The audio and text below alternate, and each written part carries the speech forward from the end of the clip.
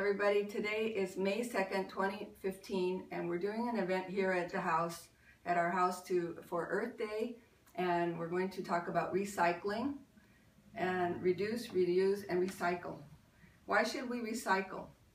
We're concerned about the earth that we live on. Only 1/3 of the earth is land, and the other 2/3 are water. We're filling up the land to where we have too many people for the natural resources that we're using.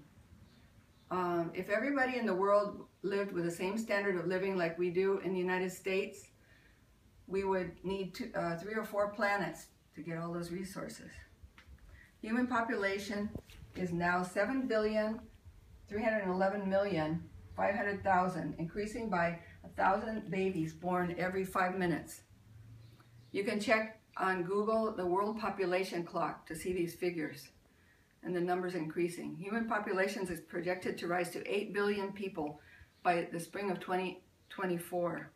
In Southern California, our freeways are overcrowded, housing is more and more expensive, and young people can't afford to buy homes.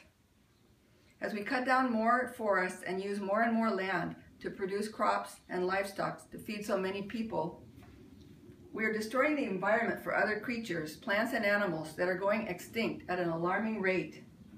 Studies have shown an average of 19 species are going extinct every day. The natural rate without man's interference would be 1 every 100 years. According to a recent study, 25% of species of mammals will be extinct within the next 30 years.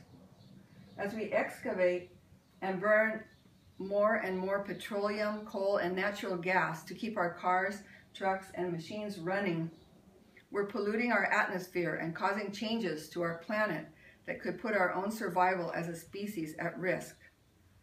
Burning petroleum, oil, and coal creates carbon dioxide, CO2, most of which ends up in the ocean. This excess of carbon is changing the chemistry of the oceans and making them more acidic, which makes it difficult for shellfish to form shells, for corals to survive, for fish to make bones. We are putting so much carbon dioxide into the air that it's causing the earth to warm. We are producing so much trash that we are filling up landfills that are near. So trash from Los Angeles will have to be put into train cars and shipped over the mountains to California's Central Valley, south of Bakersfield, because there's almost no more room in landfills in Southern California. This is very expensive, and we all have to pay more money to send the trash far away. We're allowing trash dropped in the street to be washed into storm drains, which lead to rivers and finally to our beaches and oceans. What a mess it causes when it litters the beach, as you can see. The fish and sea creatures can die from ingesting or eating this trash or getting tangled in it. We went to California's Science Center in Los Angeles the other day, and we saw their exhibit on recycling, and we took some of these pictures. This is me with a pile of plastic that an average person would use in 1 year. Here's a dump where all the trash gets piled up. In our natural ecosystems, garbage does not accumulate. Bacteria and other decomposers break down every leaf, branch, and dead creature into nutrients that help plants grow. But in urban ecosystems, in the cities, waste accumulates.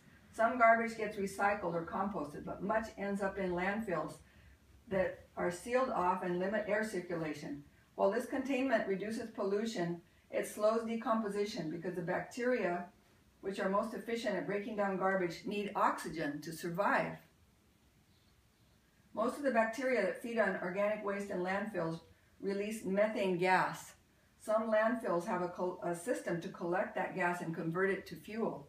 The Puente Hills landfill near Whittier produces more than 30,000 cubic feet of methane gas per minute. Most of that gas is collected and used to generate about 58 megawatts of electricity, enough to power more than 75,000 homes with electricity. The Puente Hills landfill is one of the nation's largest.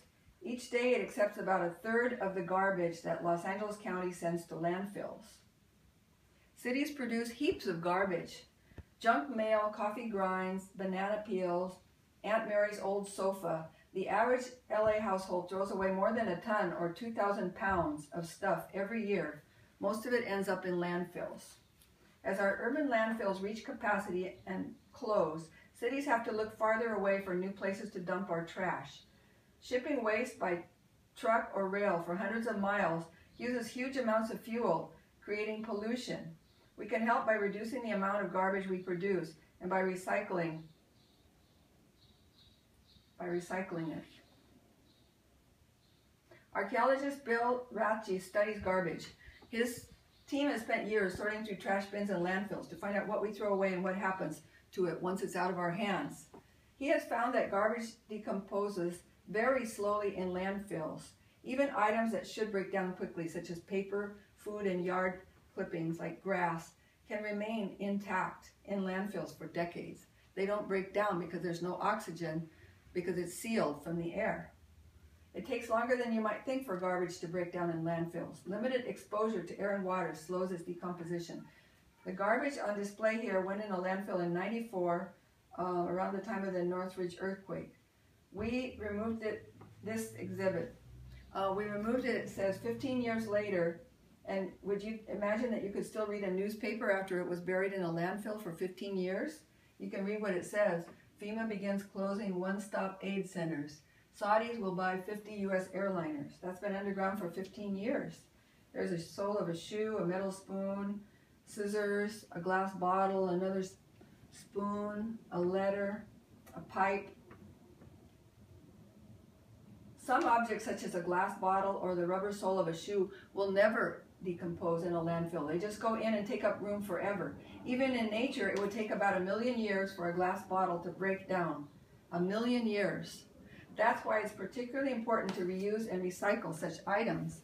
And that brings me to something I found in the newspaper, where scientists have found these, they were excavating for a road in South Africa, and they dug up an embryos of baby dinosaurs that had been buried for 190 million years, and you can see the bones. They're still there.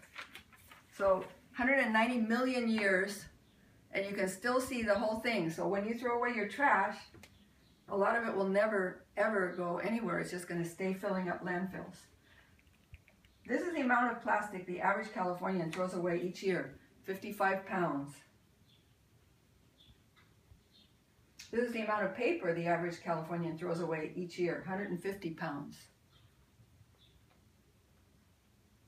And when some things that can be recycled are like plastic bottles, water bottles, big ones and small ones. Okay, I found in some interesting facts about recycling, different materials such as plastic and paper. Do you know what plastic is made of? Plastic for plastic bags, plastic bottles, plastic toys, even materials for clothing such as polyester and nylon. What are they made of? Anybody know? They're made of petroleum. Plastic bags. Steve Lopez, an LA Times reporter, wrote in an article that